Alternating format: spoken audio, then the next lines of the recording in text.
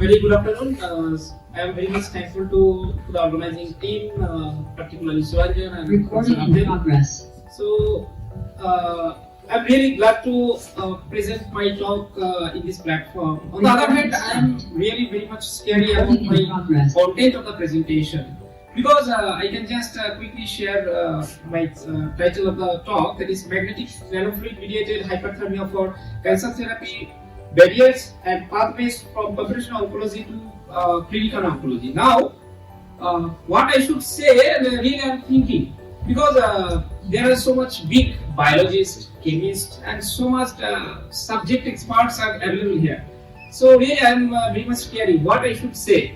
I don't have a good word to explain my thinking.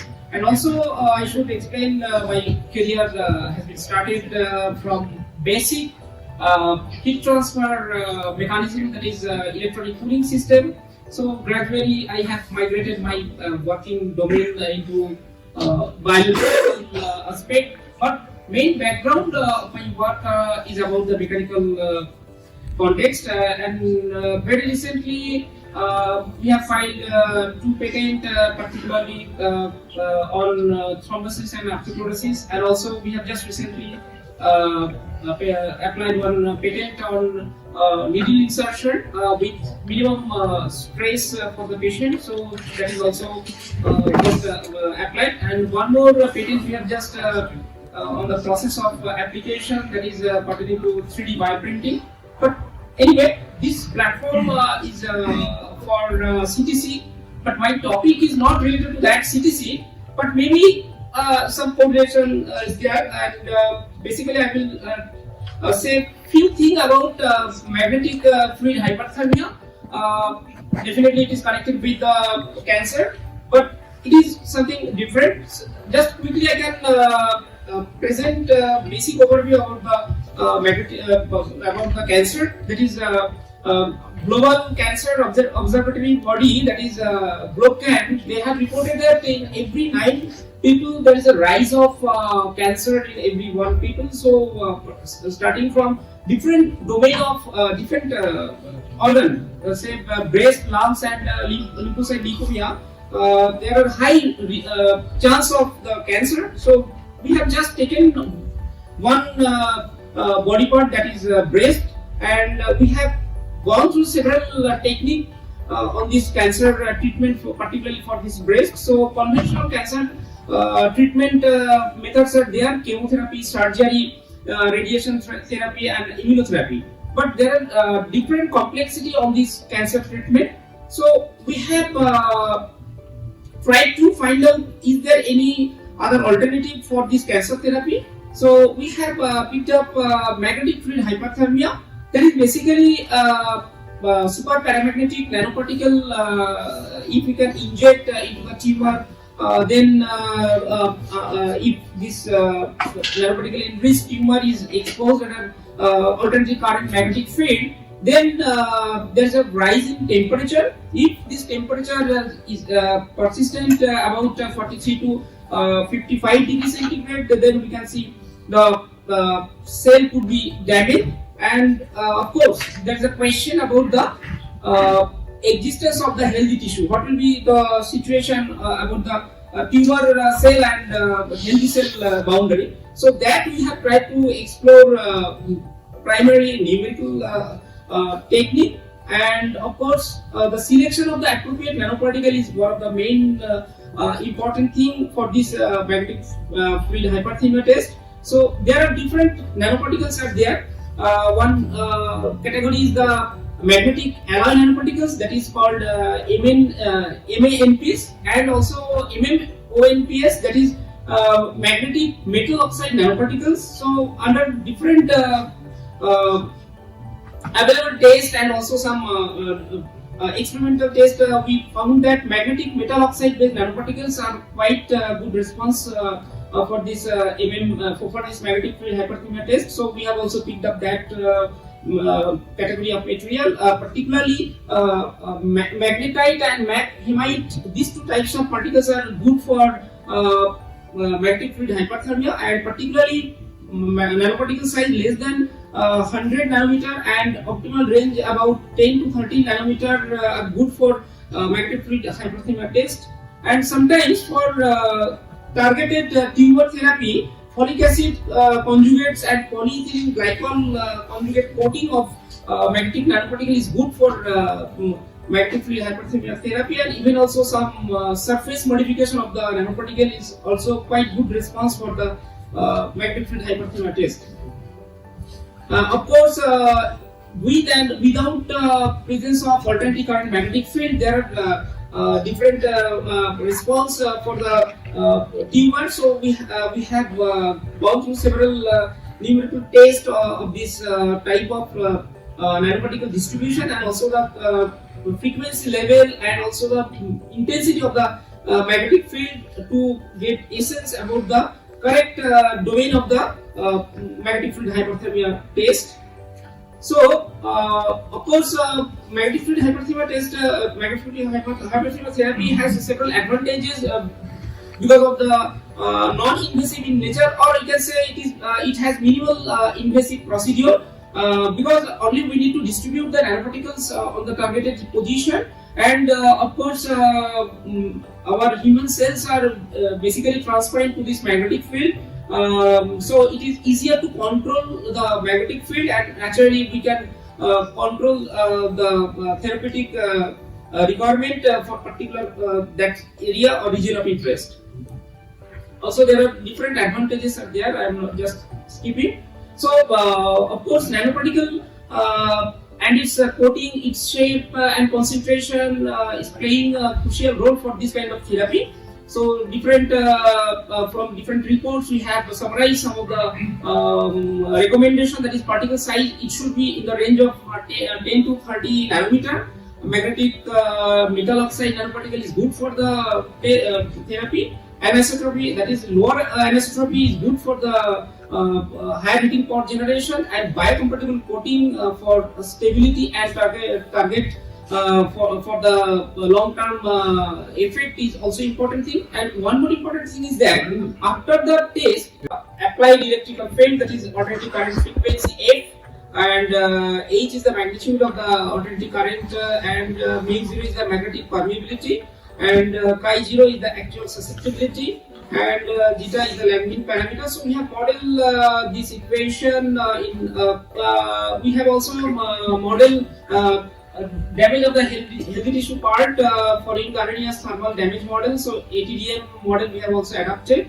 So we have utilized console multiphysics software. There are also other software, that is ANSYS Fluent is also possible, and also it is very good approach to consider MRI data, and that MRI data could be coupled or joined to create 3D model using Mimic. So that is also practical thing. We are also trying to get the actual MRI data from hospital, and we can also join this MRI data to create 3D model. So that is also another work we are that work is going on.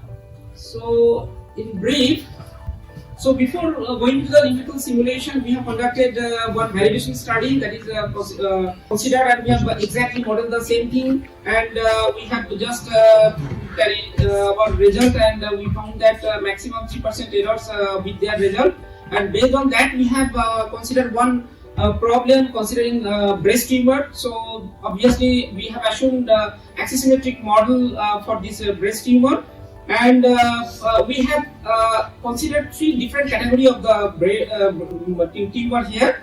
So we have also considered 5 different distribution of the nanoparticle, that is homogeneous distribution, linear distribution, parabolic distribution, radial Gaussian distribution, and radial sinusoidal distribution. Now in our study we have basically 3 categories we have considered to see the effect of the fatty tissue, that is about category A, category B, category C. Basically category A complies with the fatty tissue, and category B basically fibroglandular tissue, and category C basically fibroglandular tissue along with the fat. So we have tested 3 different categories of the breast, and basically we found that with the presence of higher fat, the necrosis tendency is quite high. So of course the damage function we have implemented considering RNA as damage index function. So this is basically a dosimetric illustration for the different time exposure for the different category of the breast, and we have checked about the temperature of the tissue at the spore of the tumor and at the outer edge of the tumor. And we found that the temperature variation and necrosis percentage is changing considering different category of the breast, and also about the position of the position where we have measured this temperature, whether it is at the center of the tumor or at the outer edge of the tumor. And also we have estimated the necrosis percentage over the time, and definitely we can see for the category A, due to the presence of higher fat content, the necrosis percentage is quite less. And of course we have implemented here 0.3% nanoparticle concentration, and we found that it is the best configuration of course this nanoparticle contains some surface modification and also folic acid coating for the better distribution of the nanoparticle and impact of magnetic field over the damaged tissue. And of course this magnetic fluid hyperthermia, this kind of therapy, although several clinical approach has been taken care of, but it is not succeeded at great extent because of the several constraints, and we need to work on this constraint to improve the actual cell in tumor environment, and also what nanoparticle distribution is good for that particular tumor therapy, and at what extent of magnetic field intensity is good for that treatment. We need to analyze at a greater extent to make it practically implementable of this kind of therapy. So different challenges are there with this magnetic field hyperthermia, but this is very promising technique. So now we are working on to develop one clean step so that we can get actual MRI data from the hospital, and we can mimic that data for realistic tumor, and then we can adopt AI artificial intelligence model so that we can optimize different aspects, that is which concentration is good, which type of at what frequency is good for the therapy, and at what intensity of the magnetic field is good for that therapy. We can optimize that. For that we need to utilize AIML, and that is very promising technique. So we are also working on that aspect. So there are different methodology for optimizing this aspect of this magnetic field hyperthermia test. So I am not going into that detail. So definitely there are different extent of limitation for this magnetic field hyperthermia about the correct selection of the nanoparticles, and what coating should be appropriate for the therapy. It also requires extensive analysis from clinical aspect also. So summary of the key points are nanoparticle concentration and magnetic field parameter are very important for this magnetic field hyperthermia test. So we need to find out the appropriate parameter or characteristics for the correct therapy of the tumor. Also we need to be very cautious about the minimum losses for the healthy tissue surrounding the tumor. So that is very important thing. That's why which nanoparticle distribution is good for that particular tumor we need to understand, and also patient-specific treatment need to be optimized so that the treatment is quite accurate, and we can think about the most practical clinical application of this concept. In general, still although we are working from different aspects, but still challenges are there about the nanoparticle synthesis, targeted delivery system, about the biodistribution, non-uniform heating and thermal dosimetry, magnetic field generation and its safety. That is also important aspect. And also one more important thing about the ejection of the nanoparticle after therapy, whether there is long-term issue or side effect about the injected nanoparticles, and how we can evacuate that injected nanoparticle, that we need to work furthermore. and of course in future there are plenty of opportunity for the further work. We need to adapt this AIML, and also we need to adapt this microfluidic hyperthermia with conventional treatment also, so that the treatment could be quite accurate and it is ready to clinical application.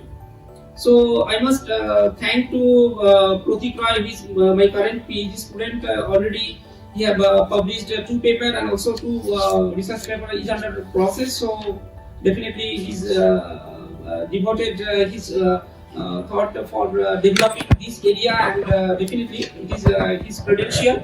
And also some of the undergraduate students and other PhD students are working with me for exploring different aspects, particularly for droplet dynamics, and also some of the students are working on 3D bioprinting aspect, and also other domains are there. So some of this reference, and thanks for listening my boarding talk. Long live India and France friendship.